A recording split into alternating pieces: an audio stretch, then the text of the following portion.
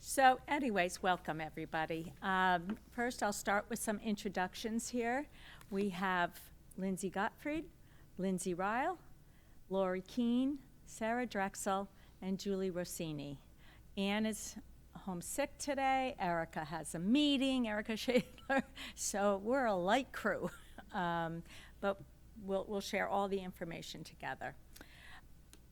We're here today to talk about where we are, where we've been with your children, as particularly this year. We've done a lot of programs with them.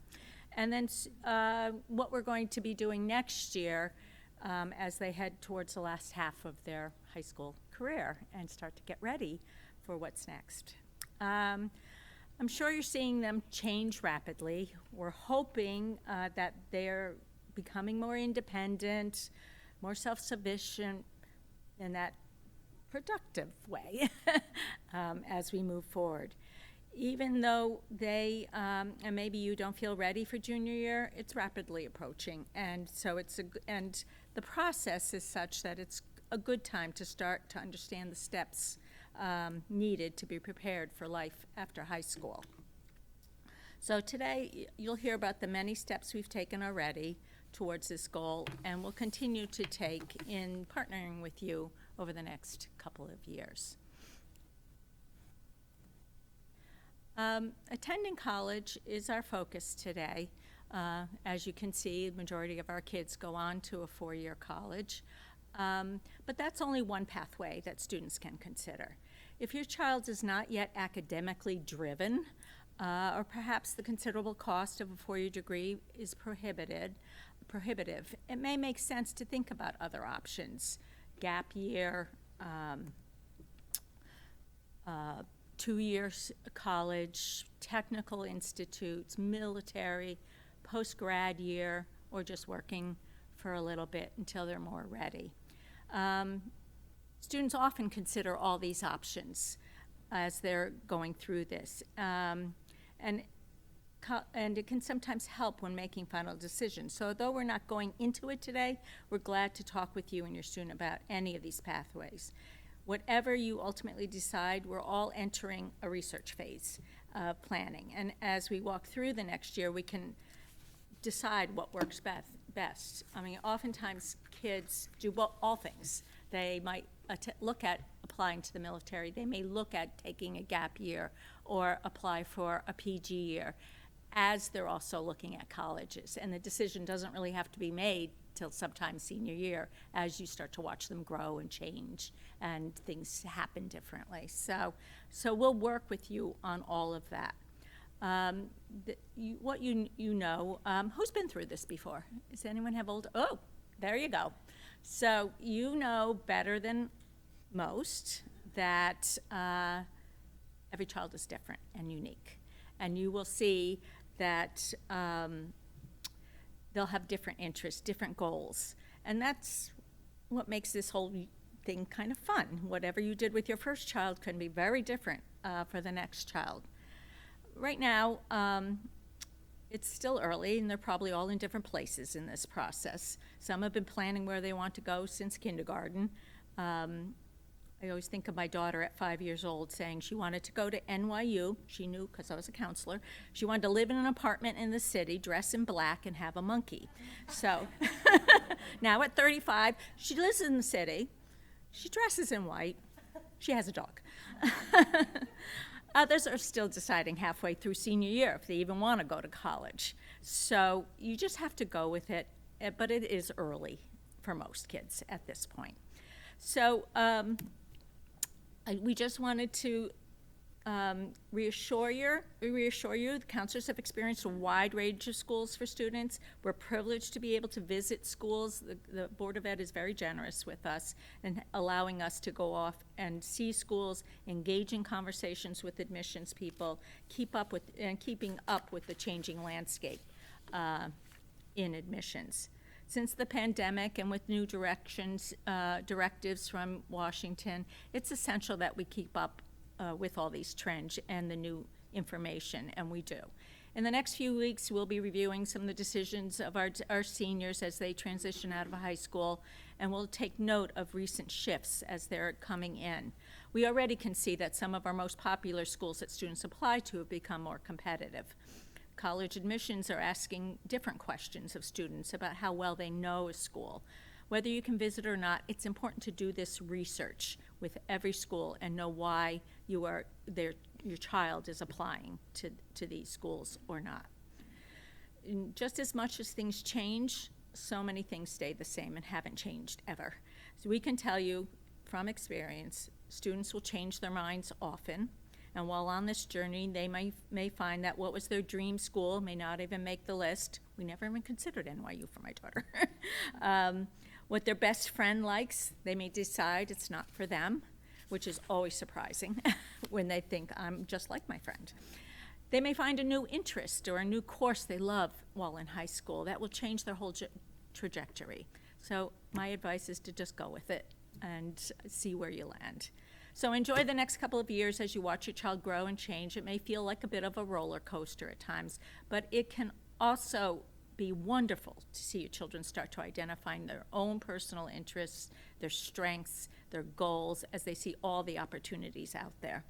And remember that, we want to partner with you in this journey. We can be a great resource for your child. We work together as a team, consulting often with each other about every student and about colleges. Sue Carroll is not here also today, but she's in the College and Career Center, and she has a wealth of information. She posts wonderful, useful, informative articles through Facebook, X, and Instagram. The counselors also have an active Instagram account with lots of reminders and tidbits to explore. Also become aware of our counseling websites where we post all these presentations and a lot of information for juniors and seniors as we go through the years. So this morning, you will hear from Sarah about what we've done this year. Lindsay will talk about college visits. Lori will describe junior year, and the other Lindsay will talk about testing, and I'll wrap up with what you can do as a parent to support your child through this amazing process. And we'll have questions at the end. Okay? Who's next? Sarah.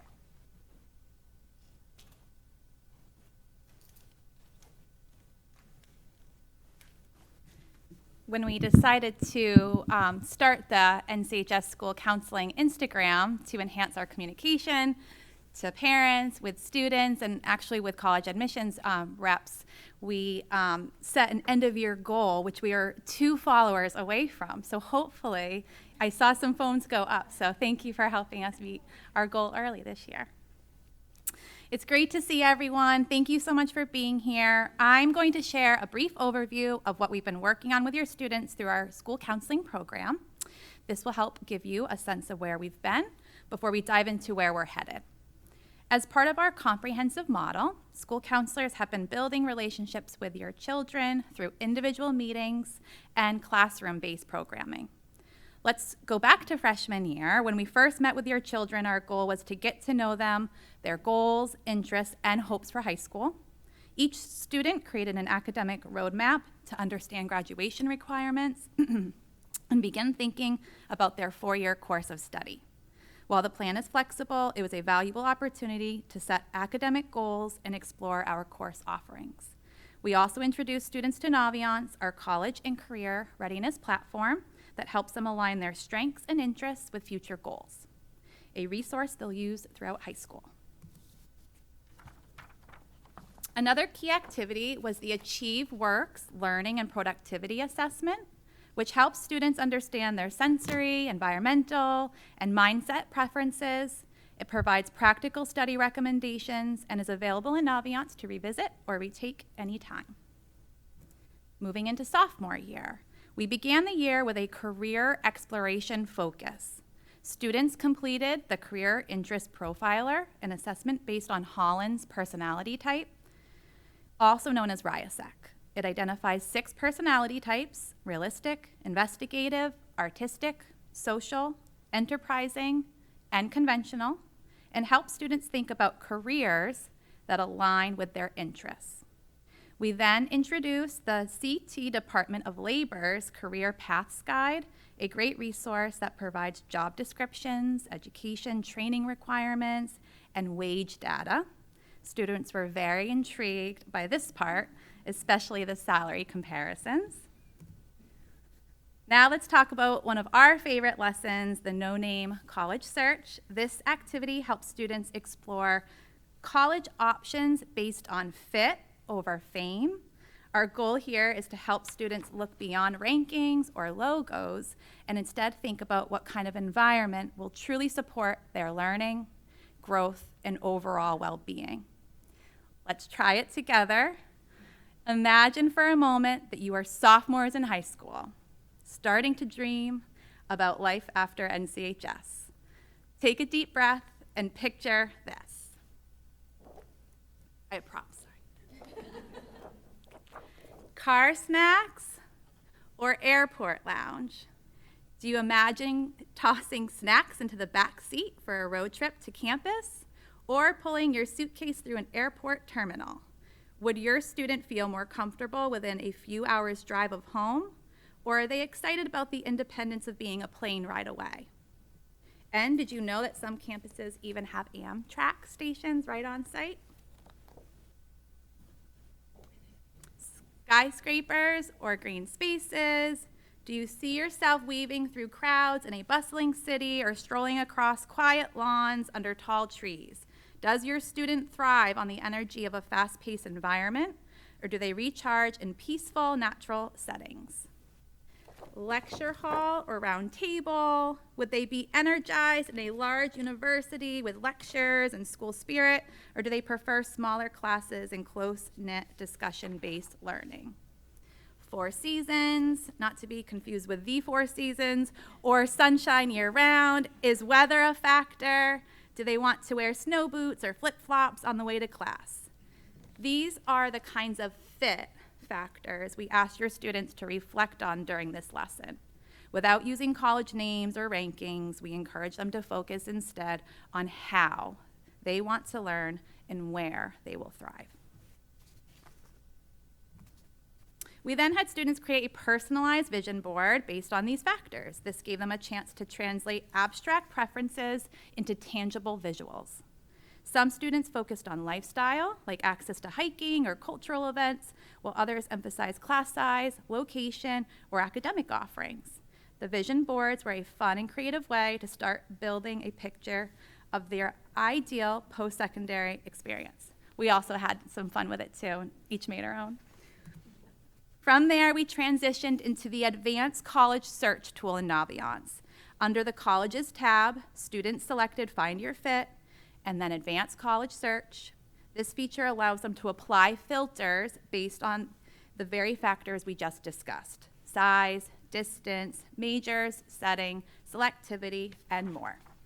It was during this session that we also highlighted another valuable feature in Naviance, the resume tool. This is something that we haven't highlighted kind of in whole group format before, so just be aware that your sophomores were introduced to this tool.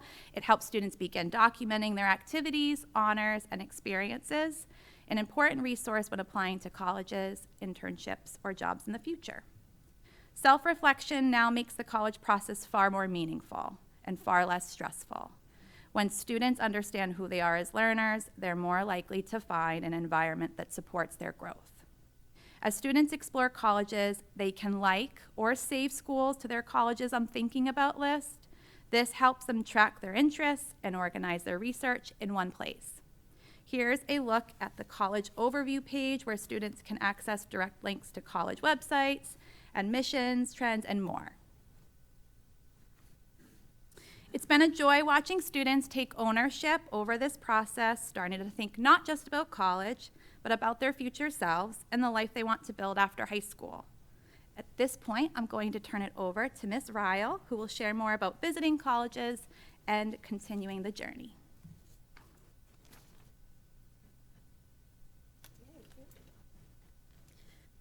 All right, so I have embedded in this slide a video from a tour that Mrs. Drexel and I actually took of some Washington, D.C. schools a couple of years ago. Just just as background. So here, oh, and I set it to be on mute, but of course, there we go. Okay. Would we like background music? No. Okay. So as you've heard, your children have been doing a lot of exploring and reflecting on all of the options available to them. If your child is feeling ready, now can be an excellent time to start discussing what they might want in a college. And getting out there and visiting these colleges is one of the best ways to make this process feel real, exciting, and personal for them. If you're already planning a family trip for this summer, consider building in a college tour or two along the way. Or, staying close to home, you can start by comparing schools with differing vibes, like UConn and Fairfield University, Marist University and Fordham or Columbia. We have Yale and Quinnipiac, just up a little over an hour's drive away. Seeing these campuses firsthand can help students begin to recognize what feels right for them. Most college tours are also accompanied by information sessions, where admissions representatives will dive into all that a school has to offer, from academic programs and resources to extracurricular opportunities and what students do on weekends. Make these trips fun. Weave in a visit to a sporting event or a theater production. Head into town, see what the best restaurants and shops are to really get a sense for what that community is like. At this stage, it's really about exposure, not coming up with the list. Use these visits to spark open conversations. As Sarah was bringing up, does your child light up in a busy setting, in a busy city setting, or are they more comfortable on a quiet, close-knit campus?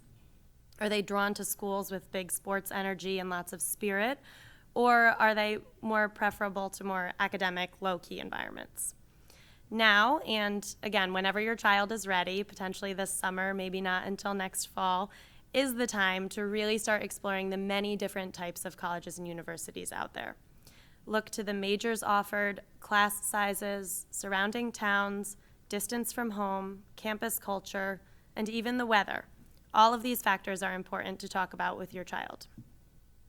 Through the work that we've done with students this year, they have been prompted to have reflective conversations about what they like and don't like. But nothing compares to the insight that comes from walking a campus, talking to a student tour guide, or being able to envision themselves inside a college dorm. These tours truly bring it all to life and help students to become more invested in the process. Additionally, signing up for college tours is one way to show demonstrated interest, which many colleges do consider down the road. These visits show colleges that a student has really taken the time to learn about a school and university and is potentially serious about applying. It's important that if you are planning a visit to a college campus, you can encourage your child to go on the admissions website and register for the visit. This will get your child's name and information in that university's system and have their contact there while still keeping it light, exploratory, and fun at this stage. So now I am going to pause our tour and I will turn it over to Lori Keene, who is going to cover what's to come junior year.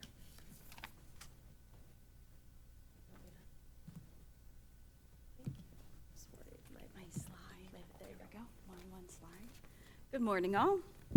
Thanks, Lindsay. I'm here to discuss with you all what's up and coming for junior year. Junior year is certainly fun and exciting, and I'm currently living through with it with two of my nephews, so it is certainly fun. First, we kick off the fall with your students taking the PSATs on Friday, October 10th. Juniors are automatically registered for the exam, and there is no fee. We'll send home email reminders about the PSATs. It'll also be announced on our daily announcements and written up in our Counselor Chronicles, which I hope you are all enjoying reading the new format each month. This communications for you all was previously called the Guidance Update that comes out once a month. Now back to the PSATs. We encourage all juniors to take the exam. It's important to remember that this is a preliminary test. Colleges will never see their scores. It is practice only. And there's really no preparation needed for this exam. The purpose is to give a true baseline of what their scores could be to identify the areas of strengths, weakness, and pinpoint areas of development for your students prior to taking the SAT. We often get asked, should they do a summer course? Doing a full prep course over the summer is of little value, as they typically will not remember what they learned when it comes down to their first standardized test, which is typically spring semester of junior year. Think of test prep like training for a race. The SAT courses, ACT courses usually run about 8 to 10 to 12 weeks, and you want that prep course, like the training, leading right up to the test day, right to the race days. So that's always a good analogy. And really the best thing your son and daughter could do for these standardized tests over the summer is just read. I know a lot of teens don't like to read, even if it's just a magazine, a fun summer book, and our library has excellent student-selected books, which is a really great starting point as well.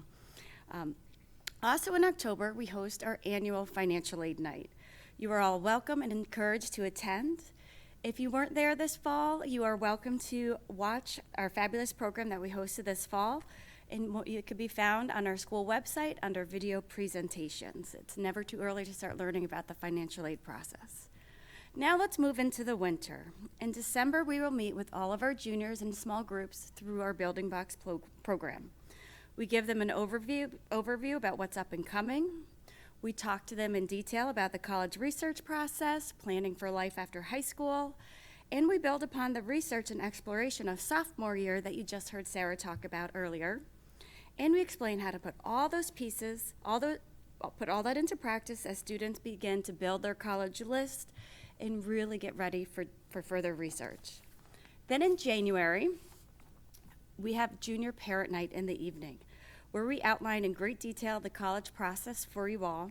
We give you information on what you need to know to navigate the college process, including how to demonstrate interest that you just heard about to colleges, setting up college tours, crafting a standardized testing plan, and more.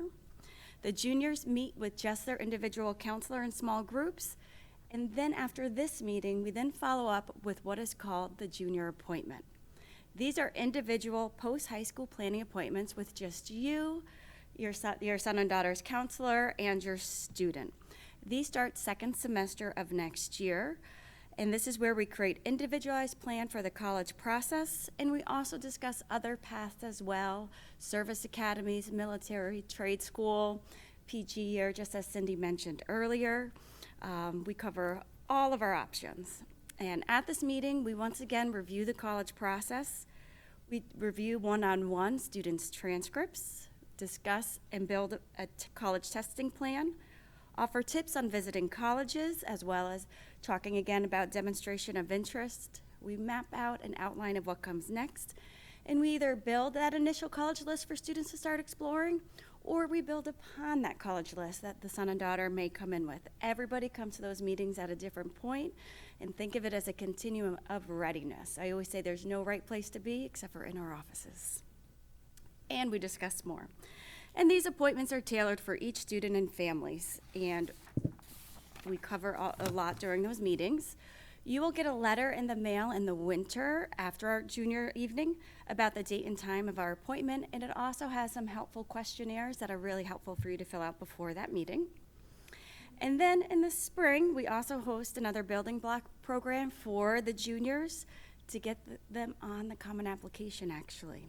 Students have an opportunity. We walk them through creating a Common Application account, which is accepted by well over 1,000 schools. We show them parts of the application to get them familiar with the application. We show them what they could be doing over the summer, going into their senior year. We talk about essay tips and more. This is a really fun program to really see the kids engaged in the next step of the college process. And lastly, we invite students to see us multiple times in the spring. We encourage our students to see us after they go out on college tours. The more we know students' likes and dislikes, we could help come up with other college options for them. And it's always so fun to hear about how their plans have evolved since our junior meeting. We reinforce the next steps, ensure that they've asked their teacher recommendations, of course, check in on those summer plans leading into senior year. And of course, we remind them the more work they could do in the summer prior to senior year on their applications, the better, because there's certainly a lot of balls in the air senior year. And we are all here to support them and you and partner with you all throughout this whole entire process. And now I'd like to introduce Lindsay G., who will talk to you about standardized testing.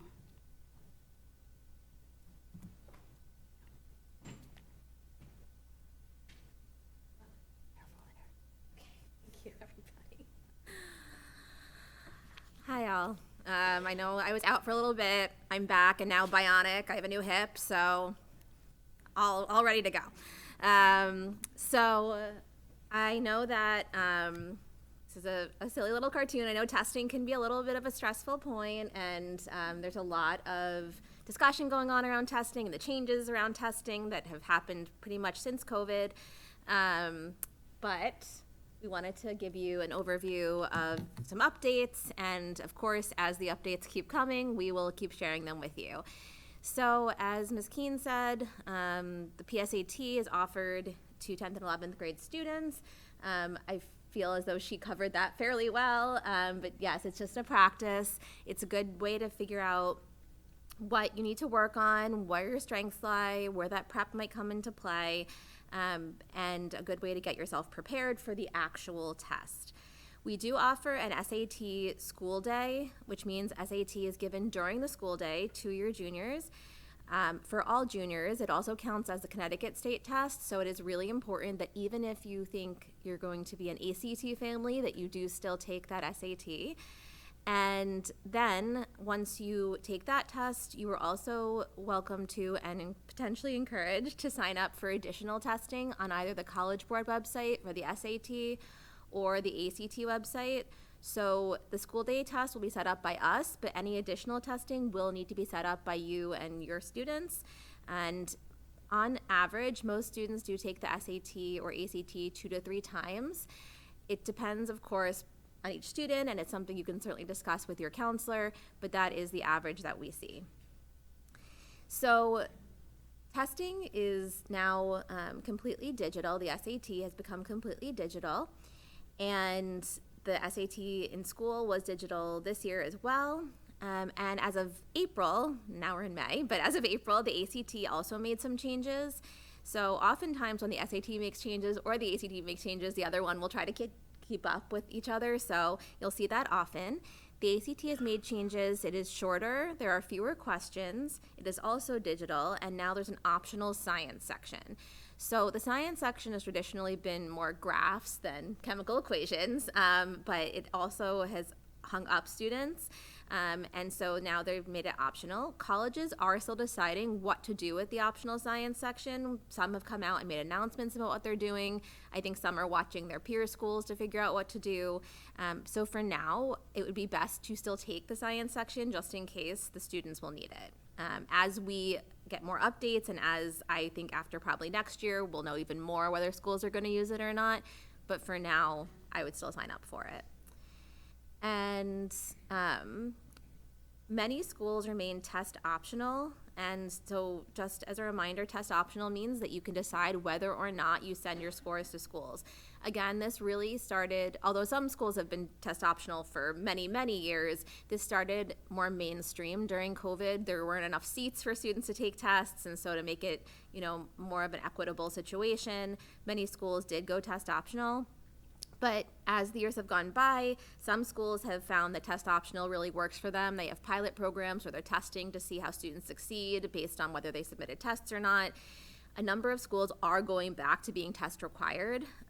University of Miami, Ohio State, just to name a few, have gone back to being test required. And it's fully possible that over the next few years, there will be more.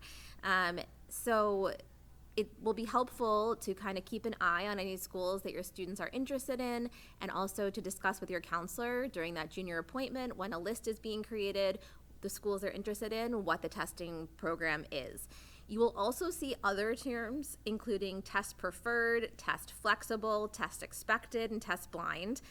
I realize that is confusing, and some schools are making up their own terms now. So again, it's going to be something that you really want to discuss with your counselor to make sure that you understand what each of those terms mean and how your student will be able to best utilize their test scores for whatever schools they're considering applying to.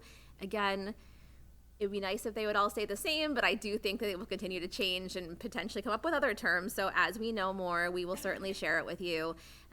But again, the most important thing is to take the test at least once, definitely during the school day test, maybe additionally another test, just to make sure that you have the scores if you need them. Some schools do use scores for scholarships, so even if they're a test optional school, they might use those scores for scholarships, and so having those scores available to you will be helpful. If a school is test optional, you'll discuss with your counselor whether to send in your scores or not, and that will really be based on how your student has scored and what the about mid 50% is for students that are being admitted to those schools. So again, it's very specific to each student, and it'll be great conversations to have with your counselor during that junior appointment. And now I'm turning it back to Cindy to talk about the parent role.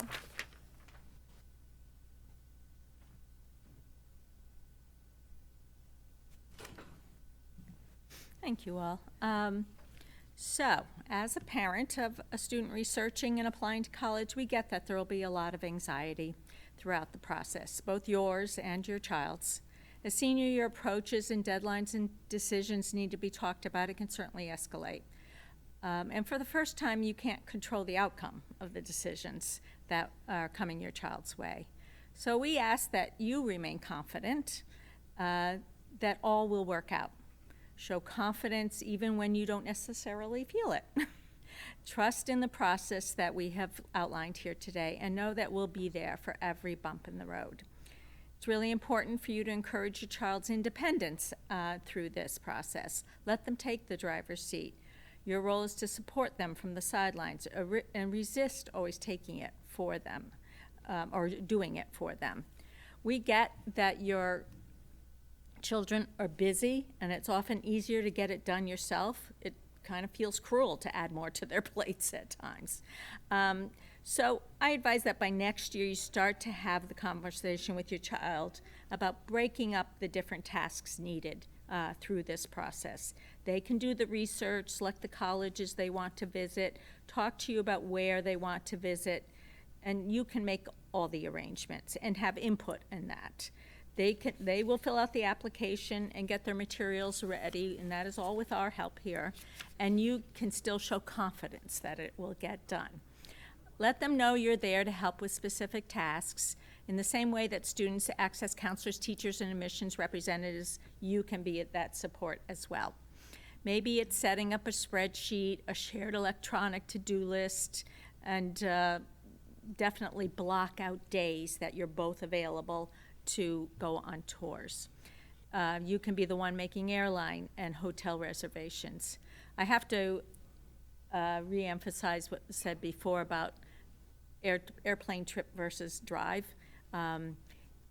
Kids think they want to go far away throughout this process, and by senior year, when they're thinking about actually leaving, it sometimes gets very scary for them. So even if you are looking at faraway schools, I would also think about some close ones too, just in case they change their minds. When you trust your child to manage this process or really partner with them and take responsibility for it, they'll be able to actually own that success in senior year. They'll feel that they accomplished something. It's a complex task, all of this admissions. There's so many balls in the air at once, so we can't deny that it's a lot. But we're here for them, and you can keep encouraging them that they can do it, and they will feel really good about it once they get through it. All the information they need is available here at our school counseling office. Also, anything you need is available. We have, as you see, we have a comprehensive program to address their needs step by step. So some other thoughts. Broaden your perspective on what's considered a good college, and help your child to redefine it as well.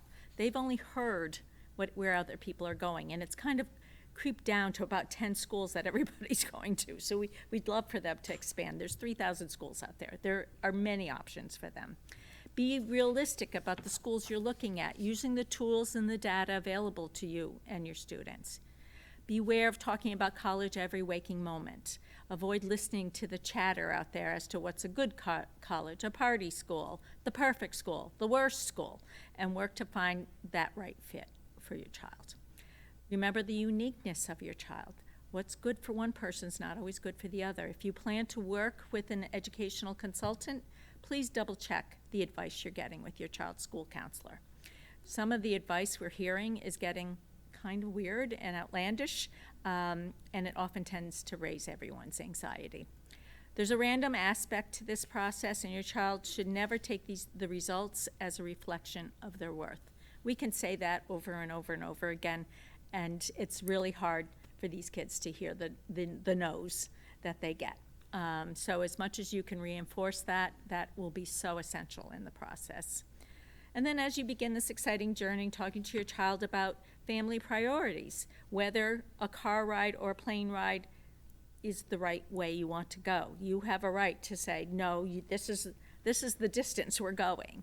If plane rides are okay, then make sure they go on a plane ride by themselves somewhere, that they have to make those arrangements, because that's complicated during the year, especially if they're only coming home at Thanksgiving and then a week later for Christmas. That could be complicated. And so these are things to really think about in all of the things you're looking at.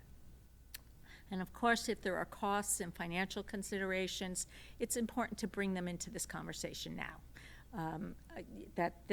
If you set up those expectations early, you set parameters, they know they're working within these parameters, it does give them comfort to know, okay, this is what I'm working with. And they should be old enough to start to understand those kinds of things. And then finally, enjoy, have fun.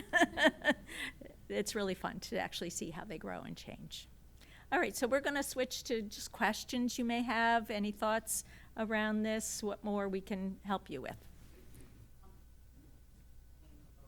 Difference between the ACT and SAT and why you would recommend one versus the other? Do you take just one versus the other? It's both, all that. Good morning. So the ACT is a little more of a timed test. So if your student can answer questions quickly and it's usually there's a right and wrong answer. Whereas the SAT, it could be a little more abstract, multi-step, a little more complicated. So we advise that they try a practice test for either. There's free practice tests out there, and see which one is more comfortable for them. I'll open it up to everybody. What else? The only thing I would add is we partnered in February with Summit, and Whitney Longworth goes into great depth of kind of both versions. So that's available on our school counseling website if you want to take a deeper dive into kind of the varying differences between both. And just one more thing, research also shows kids tend to score the same on the SAT and the ACT, 75%, but then that other 25% are different, and typically those students who do better on the ACTs are those that are really super strong in math. We're talking advanced, high honors, high sciences, etc. So if your son and daughter falls within that 75% that they score about the same, then it's going with what test felt right to them. Because nobody loves preparing for a test, but if one felt more comfortable than the other, then that's kind of the path. And in the past couple of years, I feel that most of our students end up deciding with the SAT just because they're getting some of that material within the curriculum because it is our state test. Anything more? Also, every school accepts both the SAT and the ACT. I know that's a question that people have sometimes, so it really is what feels better, but it's not that schools have a preference for one or the other. Traditionally, the SAT was more of a coasts test, and the ACT was more of a middle states test, and they were used for state testing, and that's how it's kind of stayed traditionally. ACT is becoming more popular here, but SAT traditionally was always the way that students went. That's probably why it's still the most popular, additionally to what everybody else said. Over there? I have a question. The information that they collect in Naviance, do we have as parents an access to that, or we ask our children to just, can you show me what their interests and all that, the vision board and all that stuff? I'll start again. So we encourage you to sit with your child, so they have the login information in their class link. And so there are no parent accounts, but if you sit next to your child and go through it with them, that also helps them to stay in the driver's seat with the process. And even if we were to give you your own login, you wouldn't see your child's information. So you really would have to be on their account with them, which isn't, they usually want that to happen, so. Over here? Thanks. I wonder what advice you would give us if our child is really pretty apathetic about the whole thing at this stage, sort of sees college visits as maybe a waste of time if you don't know more about what you want. I wonder how hard to push. Yeah, that's always a good question. I think you don't push too much at this point. It is early. Do you have a boy? I do. How did you know? They tend to be a little bit longer to get to this process, but I found once they do see schools that they can see them fitting in, not the reach school that they have no chance, but the school that they actually could go to. I think that's what sparks them. That's that initial spark. So if you could start with just one, that maybe, talk with your counselor about what would be that option, A lot of the kids like the larger schools, so maybe just a trip to, I don't know, Penn State or something like that could spark something in them. And that's when it tends to start the process. But yes, boys take their time. But I also think they visually can see things when they're on campus, when they can finally feel it. Other advice? I was just going to say, to go back to what Ms. Ryle said, I tend to share with students and families as well. It's like, lure them in with like the football game if that's an interest, or the theater production if that's what they're interested in. Like, make it less about kind of the college, the university, and kind of like have a goal or an kind of something to see. Over there. Does the Common App encourage more applications to colleges? Like how many colleges do most kids apply to? So the Common App cuts you off at 20, and we don't, which is a lot, and I don't encourage it. It's too many. So, 3 likelies, 3 matches, 3 reaches is very reasonable, but our students do tend to, have higher numbers than that. But really, the whole idea is to do a deep dive during the visits and on the websites and really pick that fit instead of just hearing, oh, my friend is applying to these 15 schools and I'm going to do the same.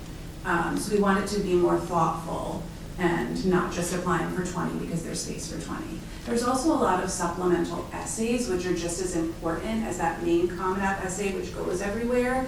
And if you're not really learning about the school and why it's a good fit for you, those admissions reps can tell. Yeah, I would say too, Common App sounds a little bit deceiving. It sounds like you put everything, all your information in at once, and then you can send it out to those 1,000 or 20 colleges that will accept it. But it is very intricate. So sometimes a student might pop a school on there just because maybe they have a sibling there or their friend is applying, and then you do the drop down and you see that they have 6 supplemental essays. That comes off the list very quickly. So it is, we work with them very closely to make sure that they have good, thoughtful lists. But Common App is a very, very time-consuming process. Thoughts on like the summer visit? Like if my knee jerk would be to, maybe visit a school or two in the summertime before the school year starts. But no, nobody's on campus in the summer. So Right. thoughts on Right. that and trying to get a culture feel. So I would say the most important thing is to get feet on campuses. So if the summer is when you can go, because some students with athletics or different things they have going on outside of school, it makes it hard to go even during breaks or anything like that. If summer's when you can go, go. Get your feet on campuses, let your child kind of understand what different campuses feel like. If you love a school, maybe try to go back in the fall again once there is more going on. There will still be students on a lot of campuses though with summer research programs or different things, or if a school has co-op programs like Northeastern or Drexel, for example. A lot of those students go to school in the summer because they have to in order to put those co-op programs in during some semesters.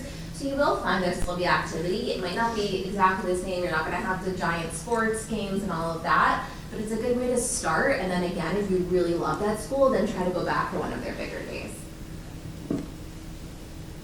Are you seeing or starting to see more interest in international schools, in part because of the cost, because of the challenges right now with higher ed? I'm hearing a lot of chatter, especially my niece who was just visiting and interested.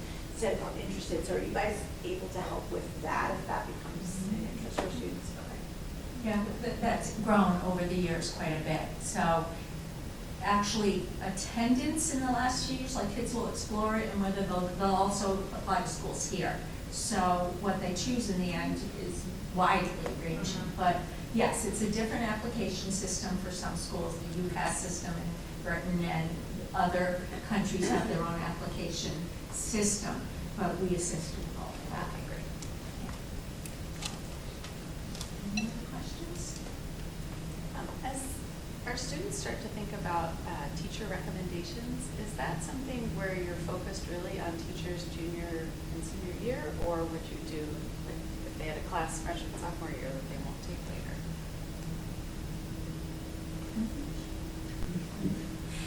So we do encourage students to ask 2 academic teachers from junior year.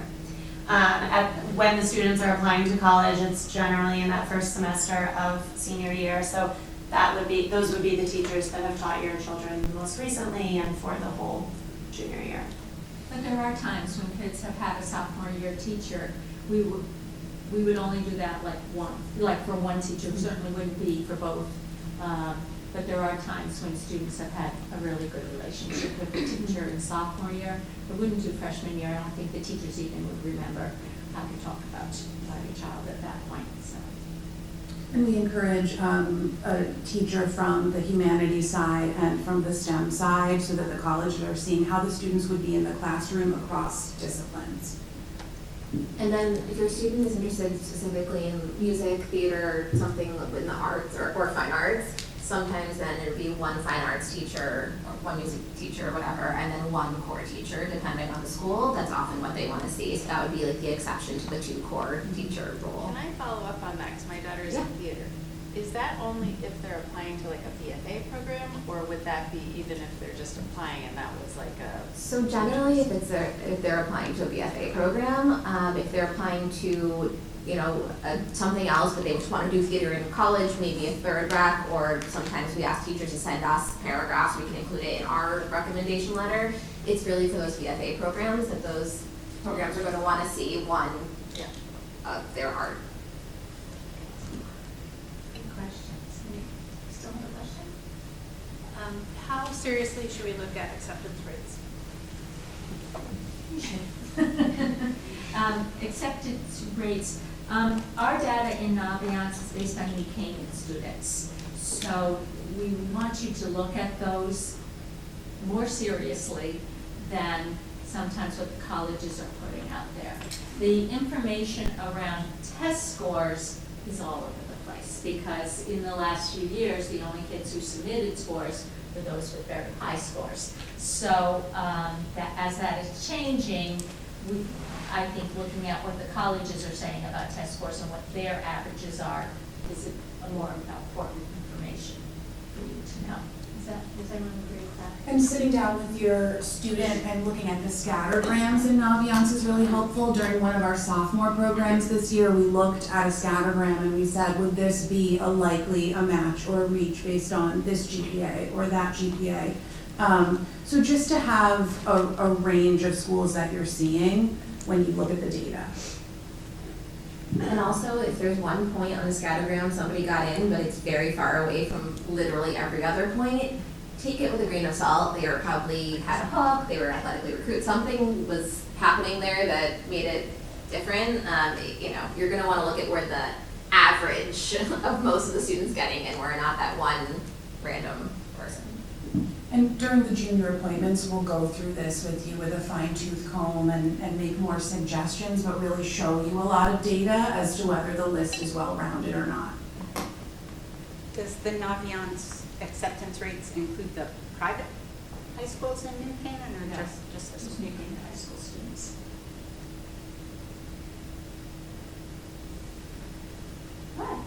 Thank you, everyone. That was terrific. This will be recorded for all your friends who didn't come.